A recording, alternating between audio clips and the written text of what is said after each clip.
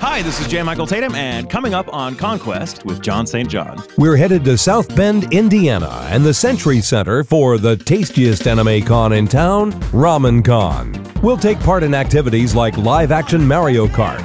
We'll have an off-site adventure to the Hall of Heroes.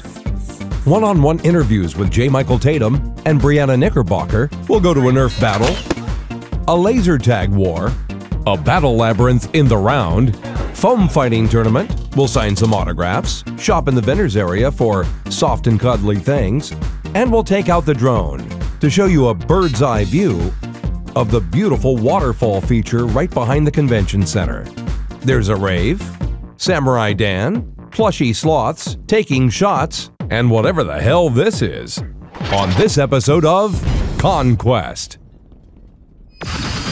After a long day of travel out from the left coast, I was beat. But fortunately, I've got the world's best handler, Echo. John is feeling a little tired. He didn't come down to greet me. I'm gonna go crash his room, show him I got him a little gift. See what I mean? Okay, let's drop in on Century Center, the home to RamenCon. We've got the nice folks doing registration over here, checking people in, dealers in Artist Alley. We've got munchies across the way, and, oh, the map. Video game and tabletops are down that hall, panels are down that hall. I'd like for you to meet the con chair for RamenCon. All the activities you're about to see in this episode are thanks to Chris. I'm having a great time here with John. That's what he does. How about a little golf clap for Chris? Can we? Looking out the window across the hallway, we couldn't help but notice the impressive water feature behind the convention center. This is a beautiful, beautiful background for a convention. It's really a great backdrop for all the weekend cosplay photography. And this bird's eye view from the drone shows you how big an area they have to light up with the light show at night, including this array of lights under the bridges. After sunset, we'll bring the drone back out to show you the nighttime light show. But now, back to the convention center. It's time to get set up for an interview. And along the way... And this is how our cameraman, Dave, walks upstairs with his little elf shoes. Yeah. Now it's time to set up for our interview. Am I free to swear? Is that because it comes Absolutely. up? Absolutely. If you use any compound swear words, I'll just bleep them. So, you know, if you say mother and then pause and then say fucker, that's fine. But if you say fucker, I'm going to bleep the mother out of it. Welcome to ConQuest. Thank you for joining us today. Oh, thanks for having me. This is super fun. Let's talk about your career and some personal questions, if you don't mind. Okay. We were talking about your heritage. You're a mutt. You're a mixture. We have a great deal of Scotch-Irish heritage, French Huguenot, French Canadian, a little bit of German, Native American. Like, we're all over the place. You're truly a mutt. Do you speak any foreign languages? French. Say something about convention life in French. I'm on the spot now. Si celui là totalement prenait la légion, cette rivière, je les conviens, ben très bon. So what did you just say? I called you a son of a bitch for putting me on the spot, but I really love cons. Nice, nice. Partially French. Yes. Is that why you have a French bulldog? No, I have a French bulldog because I'm gay. No, I love French bulldogs because I'm an actor, and French bulldogs are the entertainers of the dog world. They seem to be really aware of their audience, and so they're just funny dogs. And I love everything. Their faces, and they fart, they snort, the whole thing. Okay, now if you truly love your French bulldog, yes, and its name is Genji. His name is Genji? Genji. You must have a picture.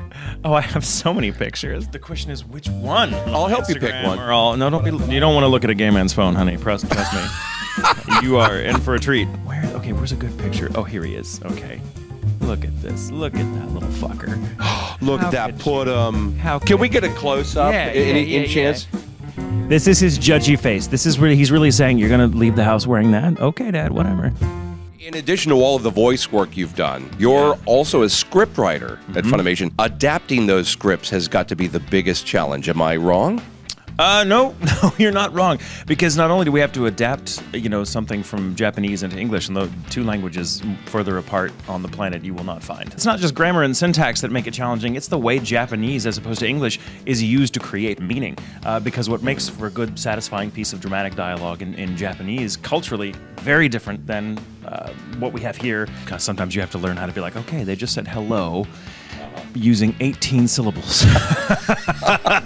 How do I make that work? And it's so pleasant to meet you. I'm glad you could be with us here today. Is that basically how you do it? That's a great, yeah. It must be nice to be able to write your own lines.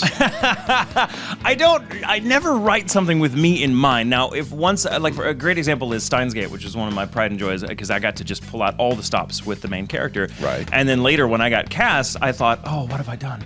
Because writing the scripts ahead of time, I was like, I don't envy the poor bastard that has to breathe life into these lines. Oh, fuck, it's me. And then I've got no one to blame in the booth if it doesn't work. The joke is, I always if there's a character with glasses who uses big words, I'm like, oh, go home, bitches. This is my part. But I will say the voice, which I love doing because it's a British accent, comes from the fact I had a speech impediment as a kid. My speech therapist was a British lady who taught me literally how to speak, and so I came naturally to that voice. And when I had the chance to play a character with such a suave, received pronunciation accent, it's kind of a love letter. J. Michael Tatum, I really appreciate you taking the time to come hang out with us on ConQuest. This is fun. Let's do this again. Sounds good, but right now it's off to the live-action Mario Kart races. ConQuest Team Number 1, Echo at the wheel, and yours truly playing the part of the pusher. We got off to an early lead. Obstacles! Echo's driving skills were impressive. He went low on the apron, stayed on the inside lane, but there were still those thrown obstacles to deal with. Heading into lap 2, I can't believe we've still got the lead. Run! The team right behind us wiped out. Looks like we've got a good chance of winning this thing. Slow down! Slow down? Oh, hell no. Here we go. When we're just about to lap the people in last place? No, let's turn it on and kick some ass. All right, I take back all the great things I said about Echo's driving earlier. Needless to say, we did not win our race. But let's see how our camera guys make out. They seem to be running the course a little bit faster than we did. So fast, in fact, that Curtis and David won their round. And to our surprise, the person who had the most fun in this event was Vernita. Even though she may be in denial about it. You don't see this. I was never here. She registered more laps per lap than any other driver. I'm just collecting shit at this point. As my run on the course ended in disaster, I have no room to talk, but You finished last. Team Vernita did not win I got the either. camera going the whole time. A Google search of fun things for nerds to do in South Bend resulted in our discovery of the Hall of Heroes. All the heroes! This is the Captain America shield from the first film. It's the real thing. On the back, it's signed by the cast. It's a private collection of outstanding superhero memorabilia. Display case after display case of collector's items, including costumes, props, and even vehicles from the motion pictures and television, like this original Batman costume Adam West wore in the TV series, and the Bat phone.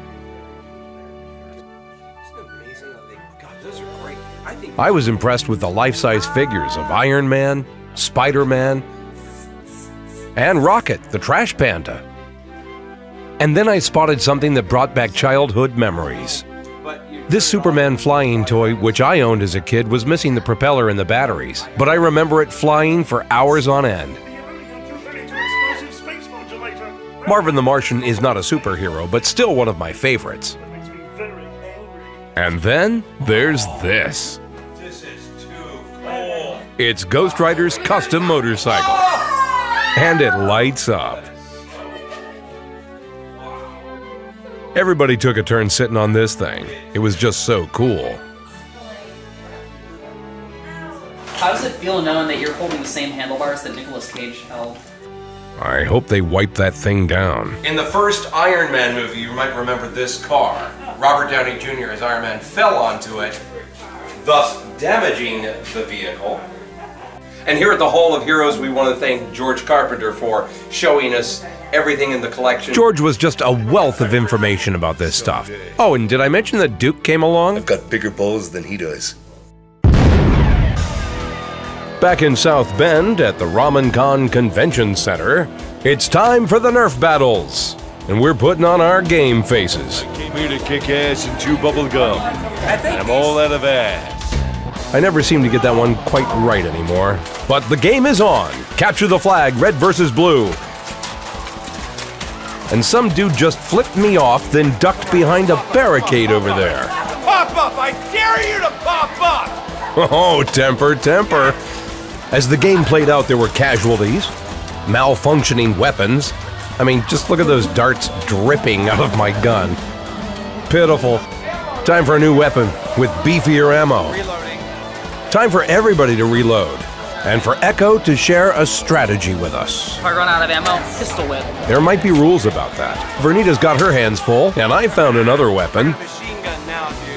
But while we were busy defending the red flag from capture, our opponents were making their move. And they beat us to the punch. So the red team got our flag, ran it all the way back, and they won, yada, yada, yada. We're gonna take out our frustration on the camera guy. Now it's time to set up for another celebrity interview. Is it cool to plug my social media at the end? Please do. Okay, awesome. I'm with Brianna Knickerbocker, the voice actor that you know and love from like Fire Emblem. Tell everybody where they can find you. Let's do it. Okay, so on YouTube, I'm Brianna Knickerbocker VO. On Instagram, that's Brianna Knickerbocker, and on Twitter, Brianna Noel K. I'm releasing my cover of Rem's song Wishing soon, so check out those social media outlets for the latest news. What led you into voice acting? Was it an on-camera career first? Yeah, so I was on the on-camera site doing like independent films. Tell me about Fire Emblem Heroes. I was told I must ask you about it. I am a gamer, but I have not played Fire Emblem Heroes yet.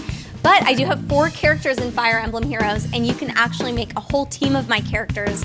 Hashtag Brianna Emblem, which is pretty cool. You're often typecast in games as, I guess, the meek, quiet, subdued. You don't seem like that kind of person to me at all. I'm super outgoing. So, ideally, would you like to play a villain? Oh, I would love to play a villain. Okay, who are your favorite villains? I don't know.